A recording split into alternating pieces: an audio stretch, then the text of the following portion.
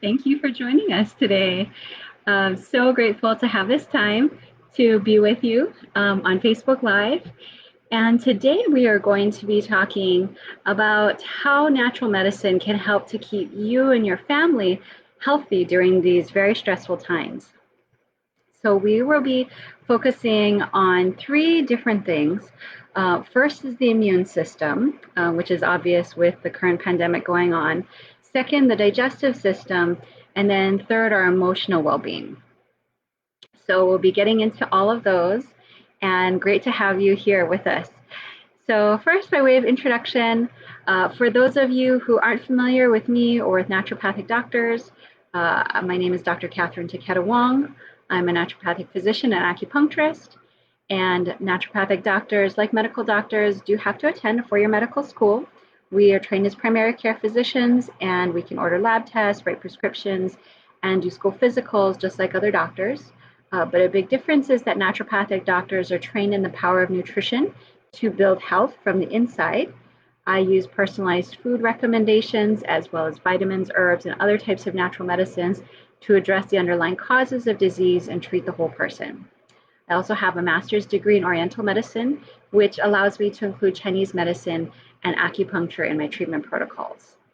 And before we begin, I wanted to let you know that if you have any health concerns you would like to talk with me about, we are currently offering a free 15-minute phone consultation called a Personal Health Strategy Session. This 15-minute strategy session is where we can talk about your condition and come up with a plan to see how I can help you the most. Arranging a consultation is very easy. Just call our office at 808-425-2987 or text free consult to that number. Again, 808-425-2987, or click on the contact button on our Facebook page. So either way, our staff will contact you to arrange a no-charge phone consultation, and you'll find all the contact information right here on our Facebook page. So let's get started, and please feel free to use the comment section to ask questions or make any comments as the talk progresses today. So keeping you and your family healthy and how natural medicine can help you in these particularly stressful times. So first, again, I want to talk about the immune system. So our immune system, what is it anyway? We always hear it talked about as, the immune system is so important, but what is it anyway? I mean, a lot of the patients that I talk with, they're like, I don't know. I don't even know what it is.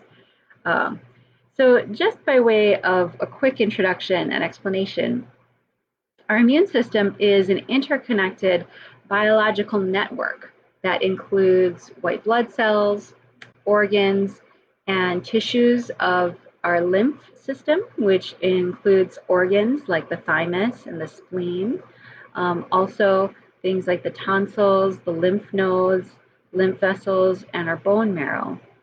And there are also certain types of proteins that our immune system or our white blood cells will make to try to kill off things that could be threats to our health. So, for example, our white blood cells, there's different kinds of white blood cells, but some of them will make certain kinds of proteins that will go and then help to kill bacteria or viruses or other things that can make us sick. And the most important keys to supporting your immune system require the discipline to really building good habits. And right now, those habits can literally save lives. Our immune system is really important. And so right now, in the current situation, we want to do everything that we can to really help support your immune system and make sure that it's functioning as best as it possibly can. So it's a common misconception that the immune system goes to war with every single foreign organism. That's not how it works. And if it did, our body would deplete itself and would wind up in this downward spiral of overreaction, I guess you could say. And it could even lead to death if our immune system is overreacting to every single thing. And so instead, the job of our immune system is to take stock of potential threats, to monitor and assess them and judge them. And depending on what our body interprets, then it's our immune system's job to attack some of those things that could be potential threats to our health. But our immune system actually coexists with millions of microbes that we share our bodies with. And there are many good types of bacteria in our gut and also in many other places in our body that many of us are not even aware of. And that is really key, actually, in terms of having a normally functioning immune system. If an invader is deemed a threat, like an invader like a bacteria or a virus, then the immune system has a specific function to destroy that threat while doing as little collateral damage as possible. And this response from the immune system is what we call inflammation. And inflammation can be kind of like a molecular warfare. There are certain cells, white blood cells called killer cells, and molecules that flood the zone in order to eliminate a pathogen from the body. A pathogen meaning something that can make us sick. The area of infection can kind of look like a war zone with good soldiers rushing in to assess the problem and attack it and clean up the area and then rebuild using new tissue. And so to us, inflammation can feel like a stuffy nose or a sore throat. It could feel like tummy pain or fever or fatigue or headaches. And the symptoms of an immune response generally feel junk. They don't feel great. But we have to suffer a little to keep the rest of our body healthy over the long term. And remember, there's not really something I would say that boosts our immune system, so to speak. It doesn't really work like that. I mean, there are things that can help to support our immune system or to make it more efficient. But the ongoing focus really should be making sure that our immune system doesn't lose its natural balance. And our health and our well-being really depends on keeping the immune system in balance so that it's not underperforming or overreacting. And how? One key to a balanced immune system is very simple. And it's simple, but it's not always easy to do. And would you like to know what it is? That key is sleep. So why? As our body is making new cells and new DNA, what happens is that our body will always be making new cells, new DNA. And as our immune system is making, as our body is making new cells, our body is constantly, there are always errors when our body is copying our DNA. So there's always errors in our DNA. But our body has repair mechanisms built in, and it knows that there are always errors that are made when we're making or copying new DNA. And so what happens is one of the major times to make repairs is sleep. And it really is a lot of our organs that help to process it and to rebuild that, to repair that DNA. And during sleep, that's one of the major times that our body will go in and really focus on repairing all that DNA. And we find that when people are chronically sleep deprived over time, then that can really lead to a lot of issues. And we find that one of the main things is it causes our immune system to kind of go out of balance. So when people are chronically sleep deprived for many, many years, we see a higher incidence of cancer, which is basically when our body's cells have become mutated to the point that they don't function normally, and those cells forget how to die. So they keep growing and growing, and then they form a tumor. And our immune system can have difficulty being able to keep cancer in check. And so that's one of the things. But also, when we're chronically sleep deprived, we know that people have a much higher incidence of getting sick a lot. And there also is a higher incidence of autoimmune disease, which is the case where our immune system is supposedly attacking our own body. And often the immune system is just out of balance. It's kind of attacking the wrong kind of things. And so that's one of the main keys. So for most adults, we usually need about 7 to 8 hours of sleep a night.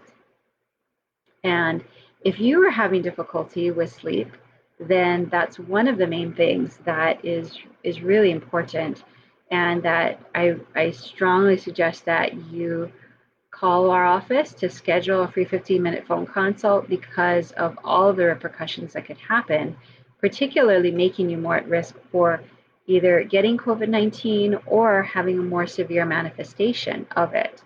Um, and so I've worked with a number of patients over the years. I would like to share one story of a patient that really just had a lot of difficulty falling asleep and staying asleep. And we were able to identify some things that were going on with her. Because if you're having trouble either falling or staying asleep and you've tried a lot of other things, or you've tried Ambien or some of the prescription drugs and you don't like how they're making you feel because you feel really groggy during the day, just know that there are natural options and it's very treatable.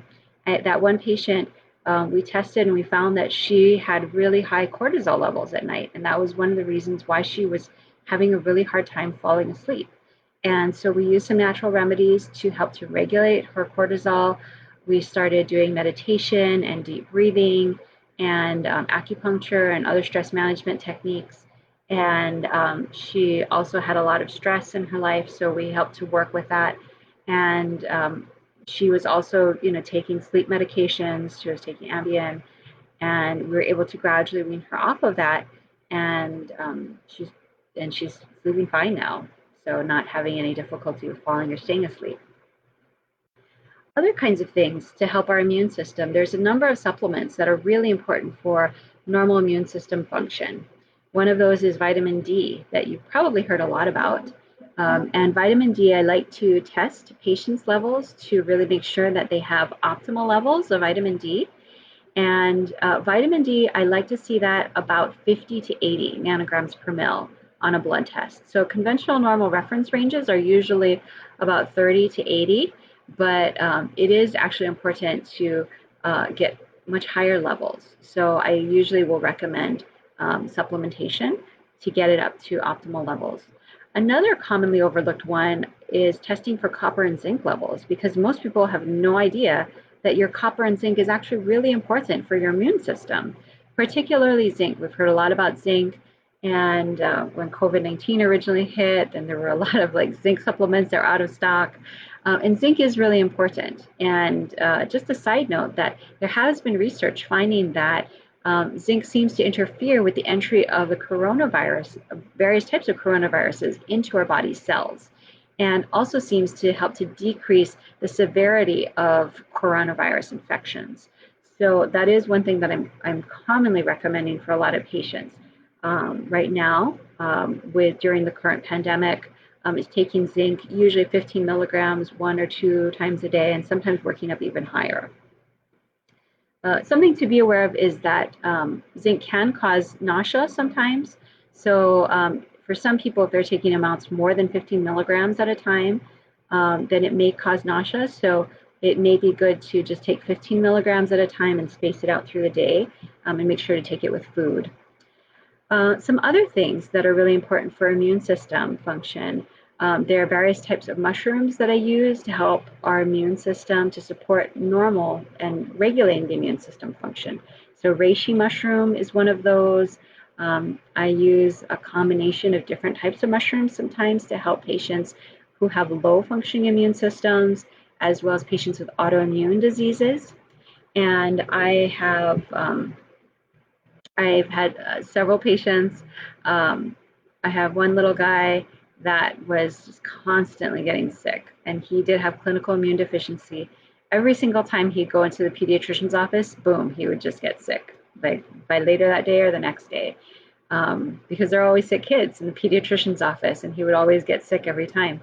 And we started doing various types of mushrooms with him, including reishi mushroom, as well as some others. And once we started doing that, we found that he just stopped getting sick all the time. So that's another really key thing. Vitamin C actually is another one. There have been studies that have found, not specific to COVID, but finding that taking high levels of vitamin C can help to decrease the frequency and the severity of viral respiratory infections, including influenza. So that is something that often is helpful. There's a specific form of vitamin C that I like to use called liposomal vitamin C. So that is often really helpful. And so that's another thing that's really important. Another thing that's important for our immune system is what we eat, what we put into our bodies.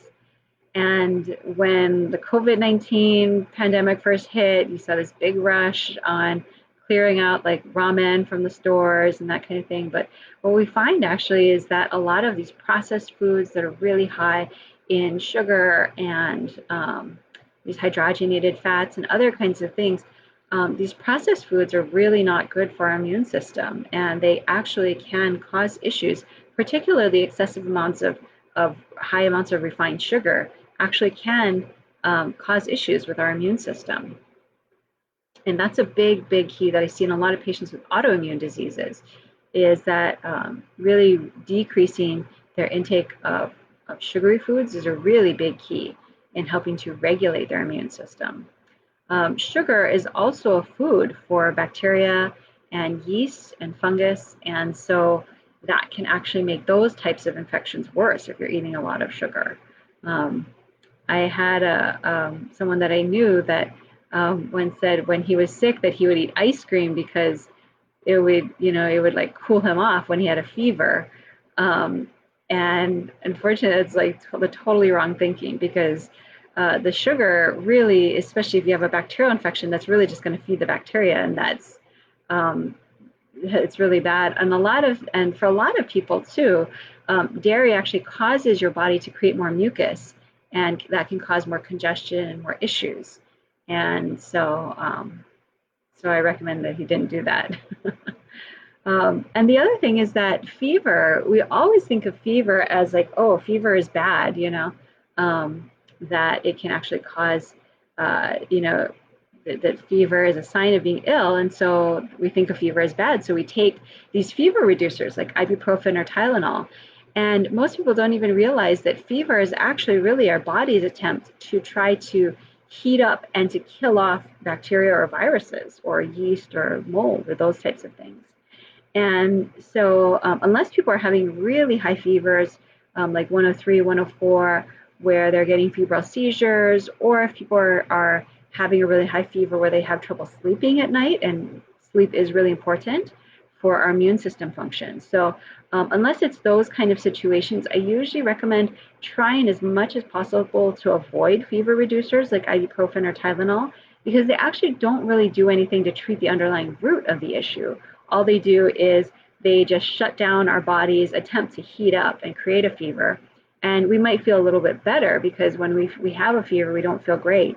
But what can happen is that you're actually shutting down your body's mechanism to try to kill off bacteria and viruses.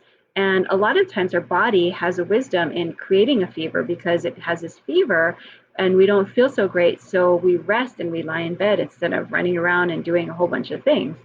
And yeah, we don't feel great when we have a fever, but that's the wisdom of the body in forcing us to take a break from life and lie down in bed and rest so that our body can be able to focus on putting its energy into fighting the infection instead of putting our energy into running around and doing work and other kinds of things. So there really is a wisdom in the body in terms of, again, using the fever to, again, kill off bacteria and viruses or yeast or fungus, and also forcing us to rest.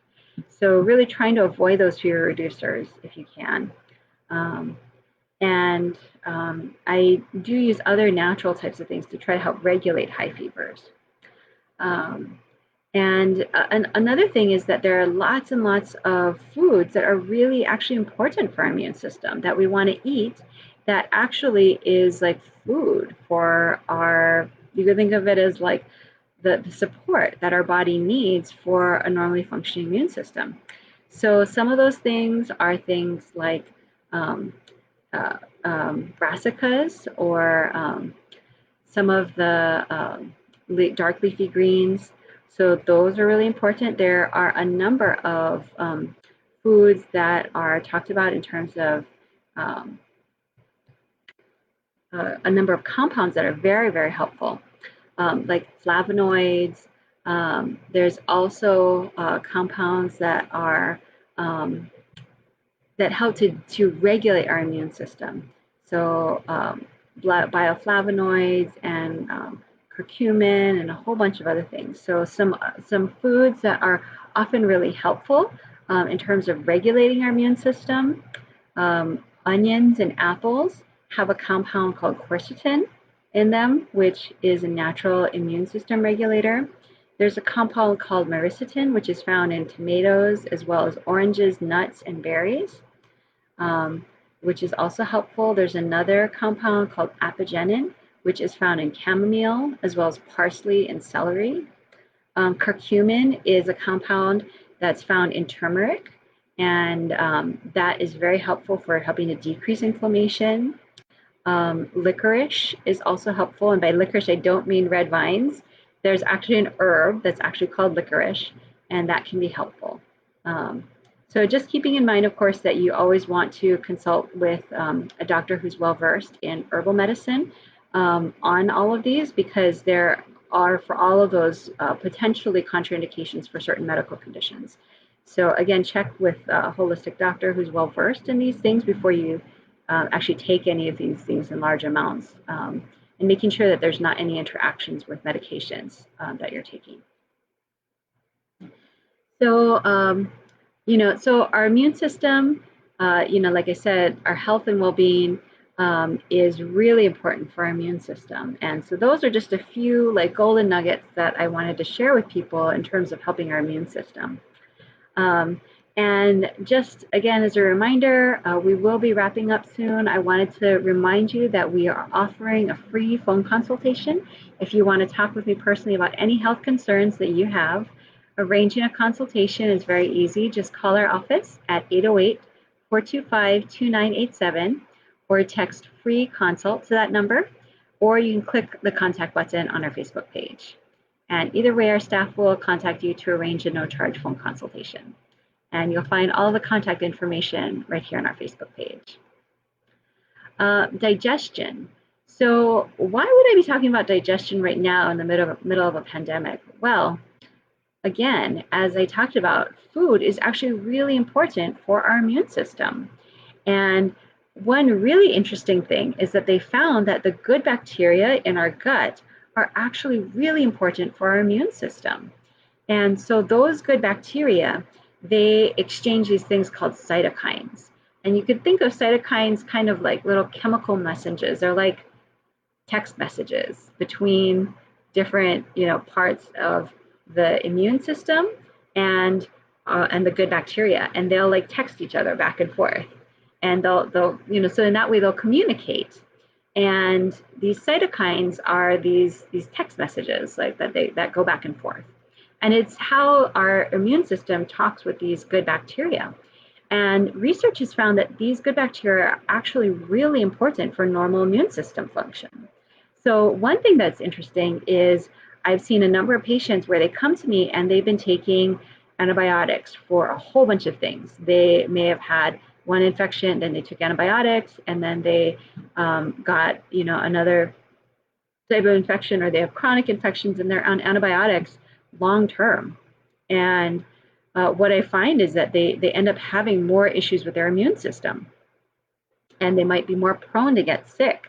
And it becomes like this vicious cycle where they're taking antibiotics, kills off their good bacteria, they're having issues in terms of their immune system, so they get sick again, and then they go on antibiotics again, and then their immune system gets weaker, and then they get another infection, and then they go on antibiotics again, and it just again becomes like this vicious cycle where they're caught in this. And the way to break that cycle is really to look at ways that how can we support those normal gut bacteria that are in our gut. So some of those are certain specific types of probiotics. Also, there are a number of foods that are really important. So some of the keys are avoiding a lot of processed junk foods, sugary foods, soda, also avoiding excessive amounts of alcohol. And some things that are good to eat for most people are prebiotic foods. So some of these prebiotic foods are basically food for the good bacteria. So prebiotics are basically, they're the food that feeds the good bacteria in our gut. And unlike probiotics, they're easy to include in your meals, and you don't have to worry about whether they're manufactured properly. And some of these prebiotic foods include asparagus, also almonds, garlic, garbanzo beans, onions, bananas, lentils, red kidney beans, watermelon, grapefruit, oats, and more. So all of these are really important fibers and specific types of sugars that are good for the good bacteria in our gut. And they're naturally occurring sugars. They're not these processed refined sugars, like in a donut, for example. And so that's another key. Also, eating fermented foods those are natural sources of probiotics. So fermented foods can include things like miso, kimchi, sauerkraut, yogurt, kefir. There's milk kefir, as well as if you have issues with dairy, then there's also water kefir, which is dairy-free, or coconut water kefir, which is made from coconut water. Also, good quality pickles that don't have preservatives in them. So there's a number of good fermented foods that have a lot of these good bacteria that are really important for the good bacteria in our gut. So that's another thing that is actually linking our digestive system to our immune system and makes it really important, especially right now, where all of us want to have as good a possible and as balanced an immune system as possible. Another key to good digestion isn't just what we eat, but also how we eat. So just before you start your meal, it can be really helpful to just pause long enough to take a few deep breaths, or if it's part of your tradition, you can include a prayer or a meditation. So just take 3 deep breaths. So why is this important? Just taking those deep breaths can actually immediately, instantaneously put your body into the rest and digest system. So there are kind of 2 main modes of your body in terms of our nervous system. There's something called the sympathetic nervous system, which is like the fight and flight system. And then there's a different system, which is called the rest and digest system. So the fight and flight system, this one is designed for when we are running away from, say, like a threat, like in ancient times, it would have been running away from like some predator, maybe a tiger or something like that, that's trying to catch us. And so what happens when you're in fight or flight?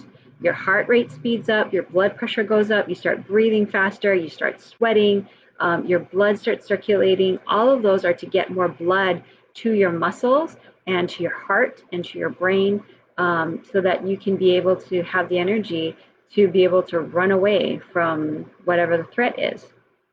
And when we are in chronic stress mode in our modern lives, we have the same thing happening. We have our blood pressure going up, our heart rate going faster, or we're breathing faster, and our muscles get tense. And this can make it really difficult to be able to relax and sleep. And if you have chronic stress, then it can make it very difficult to be able to relax and shift into this rest and digest state. The other thing is that when you're in the fight or flight mode, then our body will actually automatically shut down the digestive enzymes and the things that we need to properly digest our food when we're in fight or flight mode. So for example, if you're at your office and you're like rushing and you're super stressed out because you have a deadline, and then you're like chowing down some food really fast, and then you're just going on, then you could actually potentially be causing some problems with your digestion, because when you're in that mode, then your body is actually shutting down the digestive enzymes and the other things that you need to be able to properly digest your food. So one of the things that can be, even if you're really pressed for time and you're still in a rush and all this stuff, one thing that can be helpful is taking these deep breaths, and that will instantly shift your body from fight or flight mode over into this rest and digest mode. And so the rest and digest system is designed for when your body is, for example, when your body is sleeping, when your body is digesting, and it will produce, your body will produce digestive enzymes. It will help produce things that are calming to help you to sleep. And so when we're in that rest and digest mode, that's what people think of as like a Zen mode, where you're doing meditation or yoga or deep breathing, those kind of things. So even if you're super pressed for time and you're stressed out and you only have like 20 minutes to eat lunch and you got to go back to work, it only takes a few seconds to take 3 deep breaths. And just doing those deep breaths can instantaneously shift your body again from can shift your body from that fight and flight mode over into the rest and digest mode. So let's do that together. Let's take some time to do a few deep breaths. A lot of people have no idea what it means to take a deep breath. And so I like to tell people, put your hand on your belly and feel your belly as you're breathing in and out. So what you want to do is you want to breathe in slowly through your nose and then out through your mouth.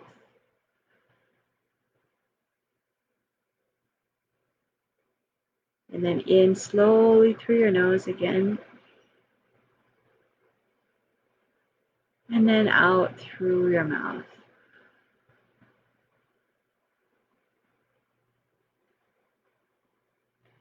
And then as you're breathing in slowly through your nose, what you want to do is you want to let your belly expand and feel your belly getting big as you breathe in through your nose. And then as you breathe out through your mouth, then you feel your belly shrinking and you feel your belly coming back in. So again, as you breathe in slowly through your nose, you feel your belly coming up, your belly rising, getting bigger. And then as you breathe out through your mouth, you feel your belly getting smaller. And what this does is, again, it shifts your body into that rest and digest system, but also it helps in terms of, it helps to put your hands on your tummy, because a lot of people tend to breathe up here from their chest. And then when they're told to take a deep breath, then they're just kind of going, but they're breathing really fast. And so it can be helpful to feel your belly down here so that you're breathing using your diaphragm. And rather than taking shallow chest breaths up here, you're breathing down here through your belly. So again, that can be very helpful. And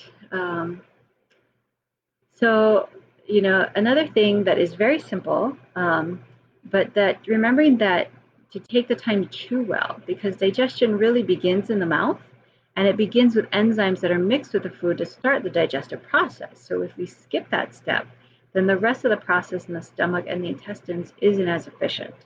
So pausing before we eat will help us to remind us to slow down and then also chew and enjoy our meal.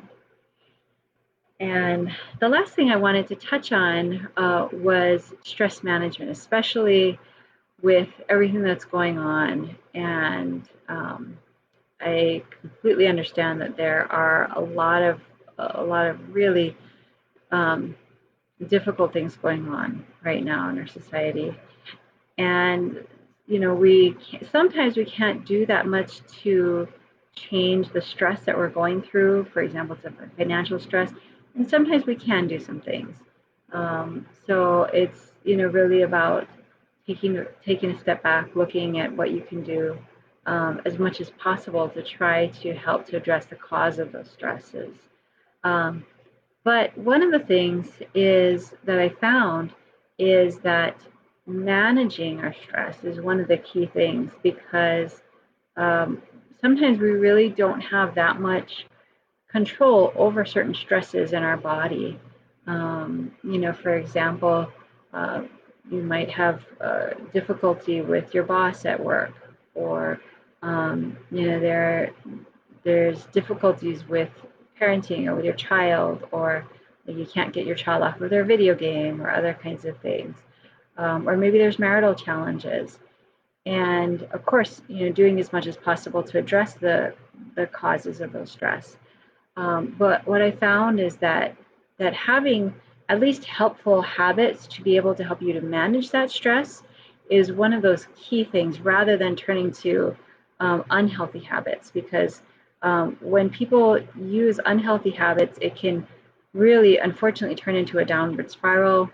Some people will smoke, some people will drink, some people will do drugs, some people will go out and engage in very reckless or risky behavior. And unfortunately, a lot of those things will kind of turn you down into the downward spiral of feeling more depressed, or more anxious, or cause more issues. Sometimes if people get drunk, and then that can cause issues with their relationships and create more stressors ultimately in the long run. Drinking too much is really hard on your liver and your kidneys, and that can cause health problems, which can also cause stress down the line. So trying to really find healthy stress management habits. Exercise is a really helpful one, but also I found meditation and mindfulness to be huge in a lot of patients, especially patients with autoimmune disease, chronic fatigue, chronic diseases, where they're doing the best they can, but they have these stressors from their body. And I've seen meditation and mindfulness be one of the biggest things that helps to shift things long term with patients with chronic diseases. And meditation has been found to help support a balanced immune system, decreasing inflammation. And it actually has been studied with cancer patients and found that meditation, some very interesting research with cancer patients, that meditation can do essentially what no drug can do. They found that meditation in cancer patients will help to decrease the morbidity and mortality, meaning that it will decrease the death rate, as well as a lot of other conditions that can, and conditions and suffering and other health problems that can come up as a result of cancer or cancer treatments. It helps to increase survival rates. It decreases pain, helps to increase people's sense of well-being, helps with their sleep, and helps with their relationships.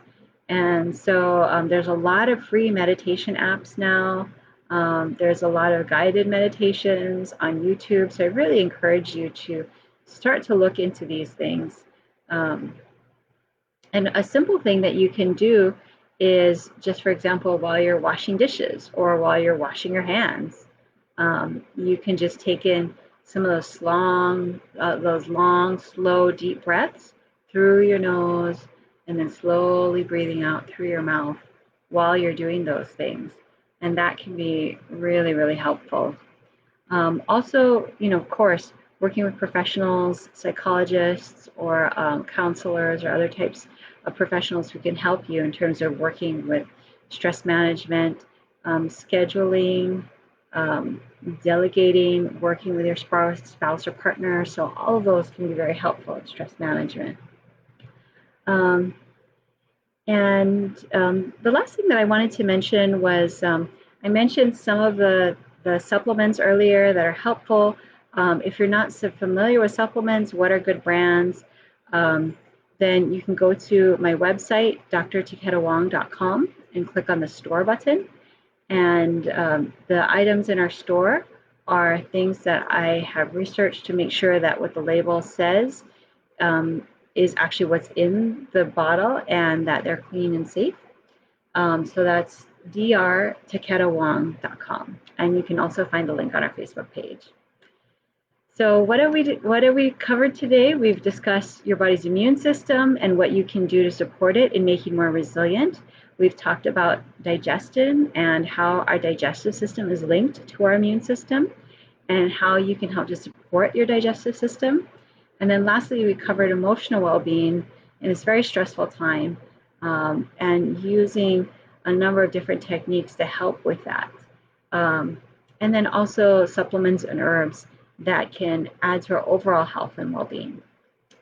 And if you would like to talk with me personally about any concerns that you have, you can just call our office for our free phone consultation, a personal health strategy session. And we're offering it for free. Just call our office at 808-425-2987 or text free consult to that number, again, 808-425-2987. And you'll find all the contact information right here on our Facebook page.